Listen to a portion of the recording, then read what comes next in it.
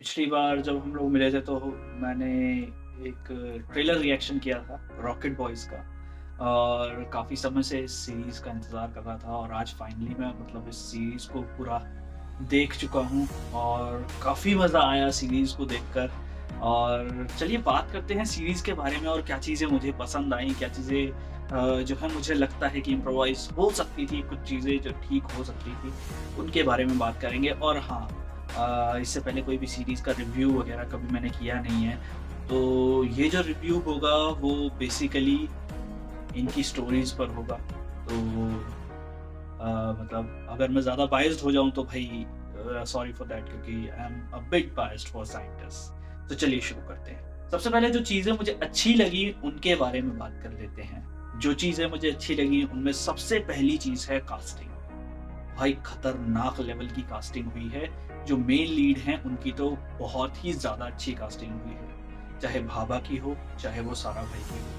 दोनों ही एक्टर्स जो है वो मुझे मतलब बहुत पसंद आए। एक बार को देखता हूँ तो मुझे लगता है कि हाँ, सर भाभा ही सामने खड़े हैं और विक्रम साराभाई ही सामने खड़े हैं।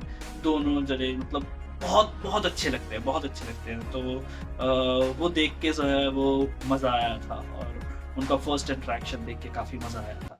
डोंट टच दोस। अब जापान की वजह से हमें रबर नहीं मिल रहा, फिर हम क्या करें Raman? Why don't you try using another material? Polyethylene sheets की tensile strength rubber से ज़्यादा है। What was your major again?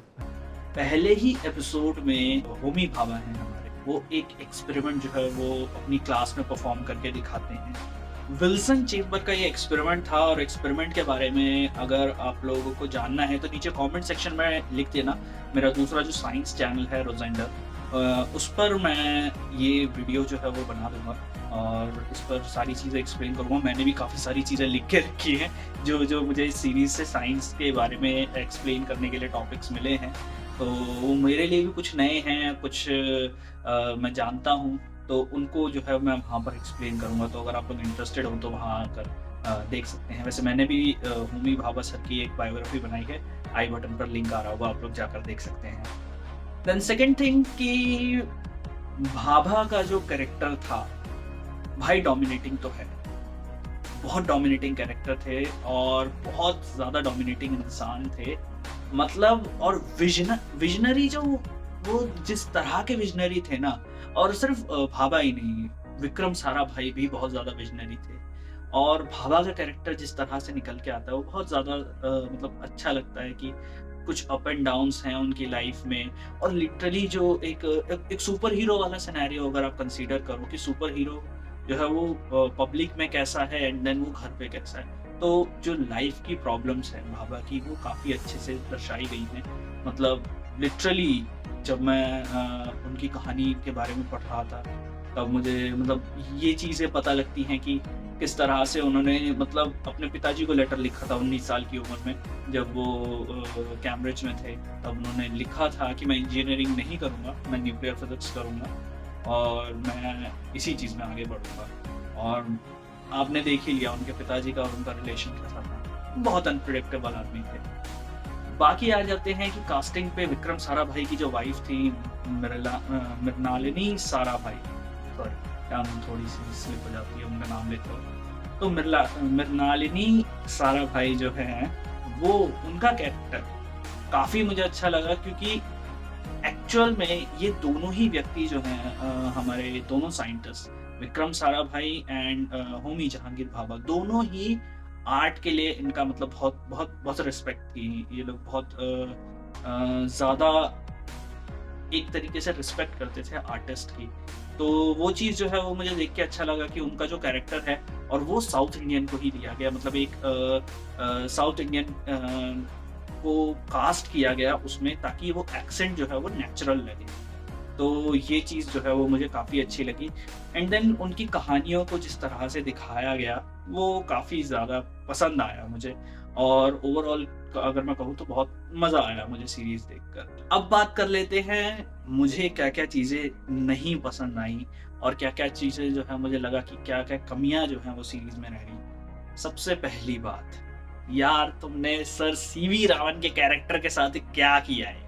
क्या है ये कि मतलब एक इतना स्ट्रॉन्ग कैरेक्टर जो मतलब आँखों में आँखें डाल के बात करने वाला इंसान है, उसको एक मतलब अंग्रेज़ आके ऐसे बोल रहा है। भाई किसी में दम नहीं था कि सर सीवी रमन से ऐसे बात कर ले। तो sir CV Raman was sir CV Raman. वो देश का पहला नोबेल लाए थे, तो वो उस चीज़ को मतलब वो एटीट्यूड अपने अंदर, वो चीज़ उनके अंदर थी। ऐसा नहीं कहूँगा एटीट्यूड मतलब गलत चीज़, वो उनके अंदर वो दिखाई देता था। अपने स्टूडेंट्स के लिए जिस तरह से वो खड़े होते थे, वो मतलब वो लाजवाब चीज़ थी भाई। उनकी कहानियाँ जब मैं पढ़ता हूँ मतलब खतरनाक इंसान थे। एंड देन दूसरी बात, सर सीवी रमन हिंदी कैसे बोल रहे भाई?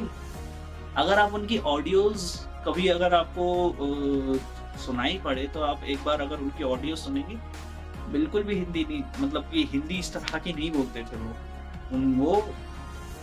वो तमिलियन थे। तो तमिलियन किस तरह की हिंदी बोलते हैं, वो आप लोग मतलब समझ सकते हैं आप लोग। मैं एक एग्ज़ाम्पल अभी वीडियो में डाल दूँगा। मैंने एक इंटरव्यू किया था, एक साइंटिस्ट हैं सर आर शंकर। सीरियसली नहीं, नेटफ्लिक्स में कभी कुछ दिख गया तो देखता हूँ। और साइंस फिक्शन अच्छा नहीं लगता मुझे मूवीज में। तो आर शंकर सर भी हिंदी मतलब कि दिल्ली बॉर्न तमिलियन है। तो वो किस तरह से बात करते हैं, वो भी मतलब हिंदी इतनी क्लियर नहीं बोलते, वो सब समझ आती हैं चीज़ें। बट यार सर सीवी रमन के कैरेक्टर के साथ आप लोगों ने बिल्कुल भी अच्छा नहीं किया, तो वो मैं बिल्कुल मतलब उसको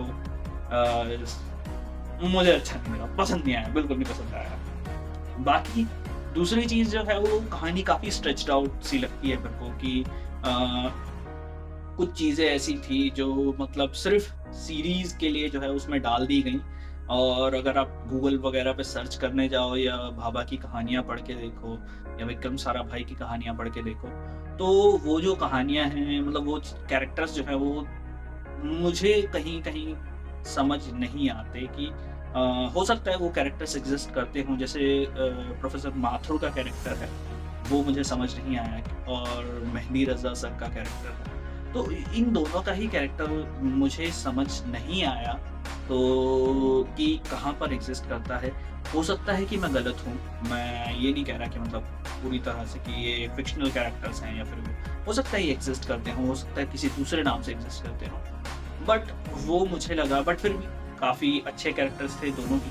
और एक चीज़ जो मैं यहाँ पर कहना चाहूँगा कि भाई एक चीज़ जो है मिस आउट कर गए हैं जो है सीरीज़ वाले, वो है कि जब विक्रम साराभाई ने अपना पहला जो रॉकेट है वो लॉन्च किया था, तब वो आप लोगों ने देखा कि एक चर्च को जो है वो अपना बेस बनाया था, और वहाँ से जो है उन्होंने रॉकेट लॉन्च किया था।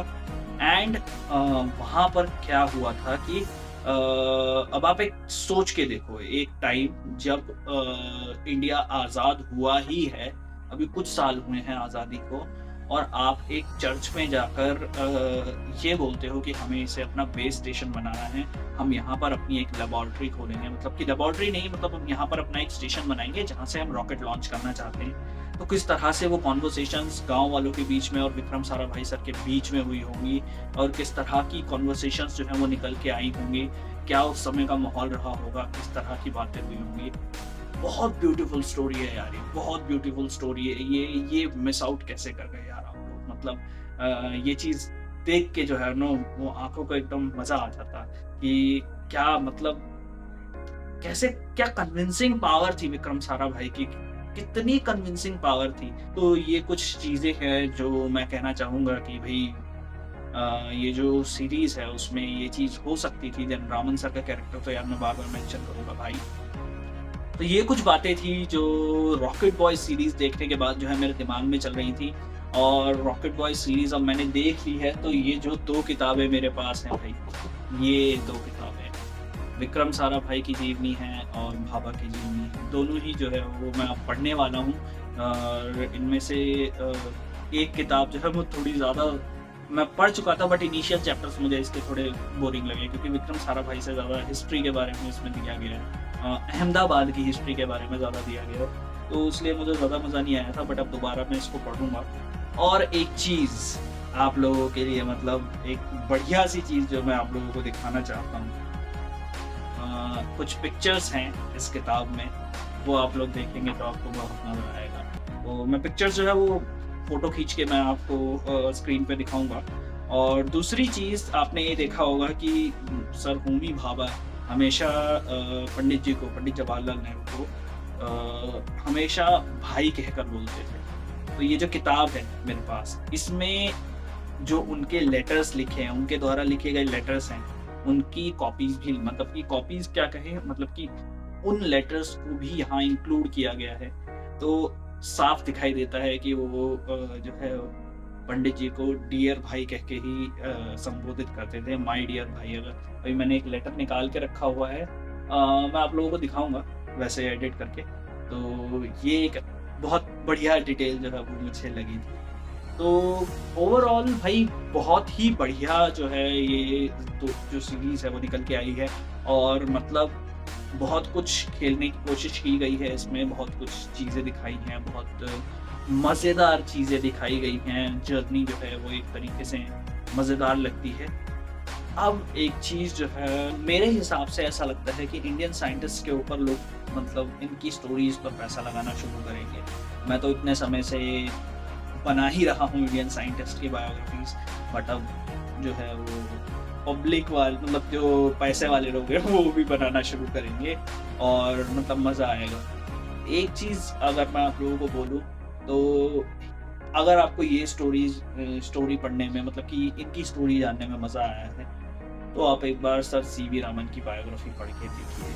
आप एक बार पढ़ के देखिए मेघनाथ साहा की बायोग्राफी, एक बार पढ़ के देखिए एसएन बोस की बायोग्राफी। मतलब एसएन बोस के बारे में मैं ज़्यादा नहीं जानता, बट मेघनाथ साहा और सर सीवी रामन दोनों ही मतलब ऐसे लोग हैं कि मतलब इनकी कहानियाँ पढ़ोगे तो साइंस के साथ साथ भी आपको बहुत कुछ सीखने को मिलेगा।